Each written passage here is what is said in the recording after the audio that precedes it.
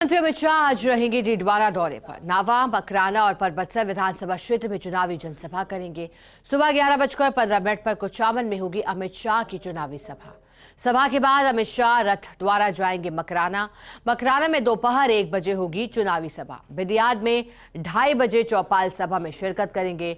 वहीं परबतसर में दोपहर 3:30 बजे जनसभा को संबोधित करेंगी गृह मंत्री अमित शाह। और आज से असल चुनावी शंखनाद, क्योंकि अब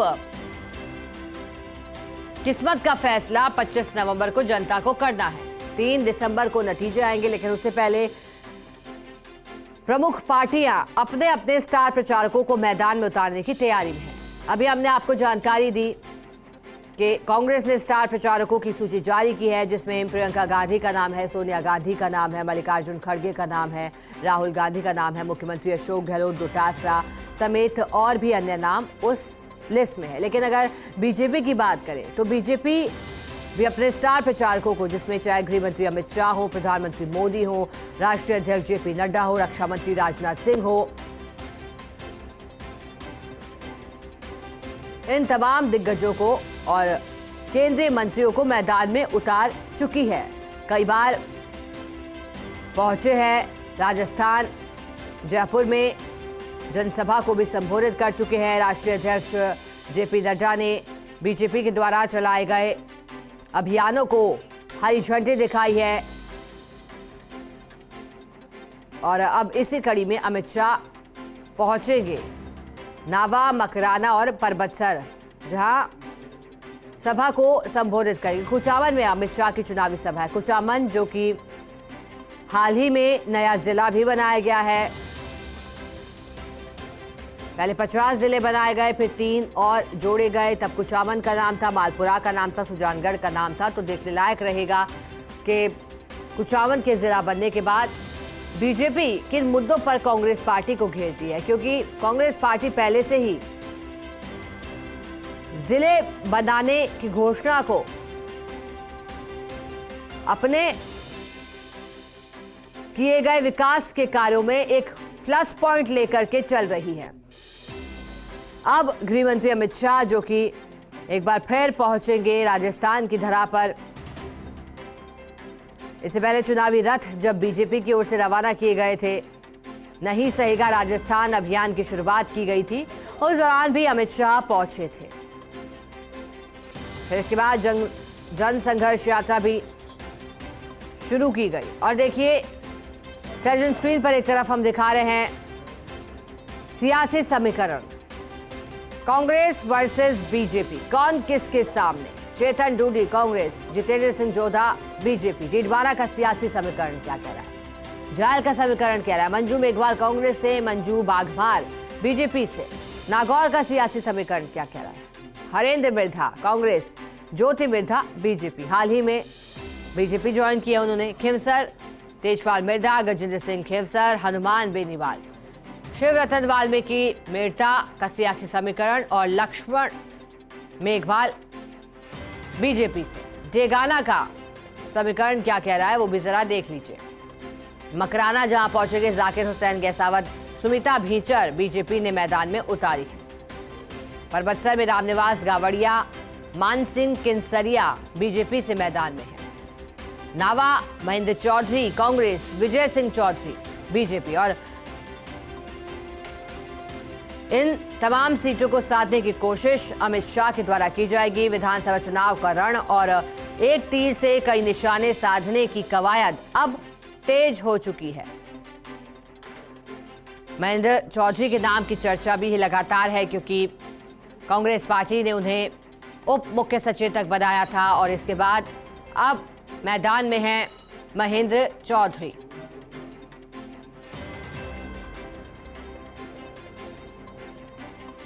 नावा, मकराना, परबतसर विधानसभा क्षेत्र में चुनावी जनसभा करेंगे।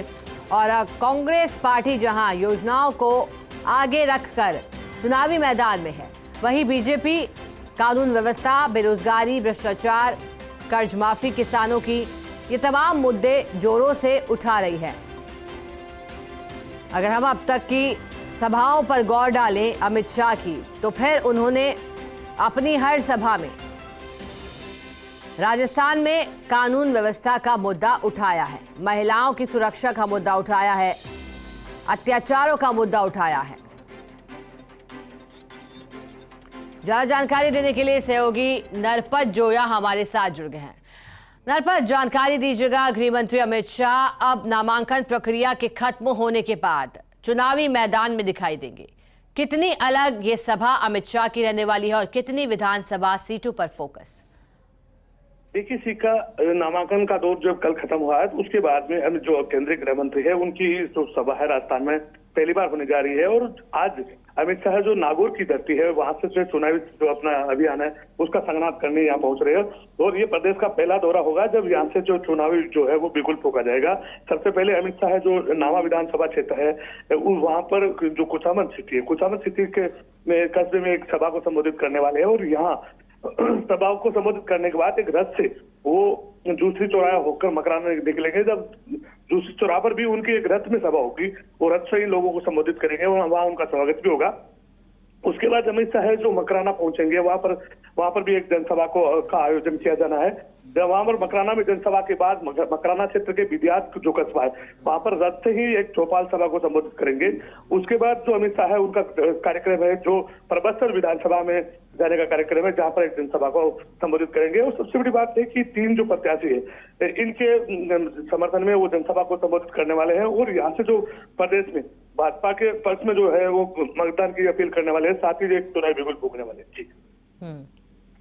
नरपत, अगर डीडवाना के जातिगत समीकरण को हम समझे तो नामों में साफ दिखाई दे रहा है कि किसान बाहुल इलाका तो है ही, लेकिन जाट वोटरों की संख्या यहाँ अधिक दिखाई दे रही है। इसके अलावा अन्य जो वोटर है, चाहे ओबीसी वर्ग के वोटरों की बात करें, उनकी भी संख्या अधिक दिखाई दे रही है। क्या कह रहे हैं वाकई जातिगत समीकरण, और पार्टी ने जिस तरह से प्रत्याशी उतारे हैं कांग्रेस और बीजेपी दोनों ने? देखिए, इसका खासतौर से जो नागौर इलाका है जाट बहुल इलाका माना जाता है और ये एक तरह से किसान कौम की धरती कहा जाता है। यहाँ से जो ज्यादातर जो प्रत्याशी जीत कर जाते हैं, ज्यादातर वो अभी जो पिछले विधानसभा चुनाव की अगर बात करूँ तो उसमें ज्यादातर जो जीत कर जाने वाले लोग थे, जो सुरक्षित सीटों की अगर बात करूँ तो उनके अलावा सारे के सारे जाट ही विधायक बनकर गए थे। और खासतौर से जाट बेल्ट है, किसान बेल्ट है, तो यहाँ से जातिगत समीकरण है तो वो यही कहते हैं कि लगभग यहाँ पर जो जीत कर जाता है वो लगभग प्रत्याशी राज होता है। हालांकि जो आज अमित शाह जी विधानसभा में अपना जो प्रचार करने आ रहे हैं वह जो पहली सीट है जब कुचामन नावा की सीट है वहां पर विजय सिंह चौधरी को यहाँ प्रत्याशी बनाया गया है। वो भी जाट जाति से आते, किसान कौम से आते हैं। दूसरी बार जो विधानसभा परबत्सर है वहां पर मानसिंह किंसरिया को मैदान में फिर से उतारा गया है, जो पूर्व में भी एमएलए रह चुके हैं।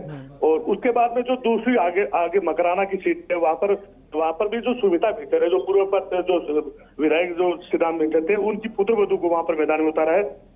खासकर जो मकराना वो भी एक जाट बहुल सीट है, वहां पर जाते समय बात करो तो जाट ज्यादा है। उसके बाद में दूसरे नंबर पर मुस्लिम आते हैं। और कुचामन की अगर बात करूं तो कुचामन भी ज्यादातर जाट बाहुल्य है, वहां पर कुमावतों की संख्या ज्यादा है, लेकिन जाट बाहुल्य इलाका है। और खासकर जो यहाँ प्रत्याशी होते हैं वो भी जाट ज्यादातर जीत कर जाते हैं। और इस बार का जो समीकरण की बात करूं तो जो अभी हालांकि जो राज्य सरकार की कई उपलब्धियां हैं उसको लेकर मुख्यमंत्री अशोक गहलोत और उनकी टीम भी लगातार प्रचार में उतरी हुई है। लेकिन भाजपा कह रही है कि जो प्रदेश में कई तरह के उनके सामने मुद्दे हैं, जैसे खासतौर से दलित अत्याचार की बात करें या जो रेप की बात करें या जब उस भ्रष्टाचार की बात करें, तो मुद्दों को लेकर भी भाजपा जो मैदान में उतरी है। जी ठीक है नरपत, जातिगत समीकरणों को आपने समझाया, शुक्रिया आपका साथ जुड़ने के लिए, जानकारी के लिए। और देखिए लगातार हम जानकारी आपको दे रहे हैं। आगे बढ़ते हैं।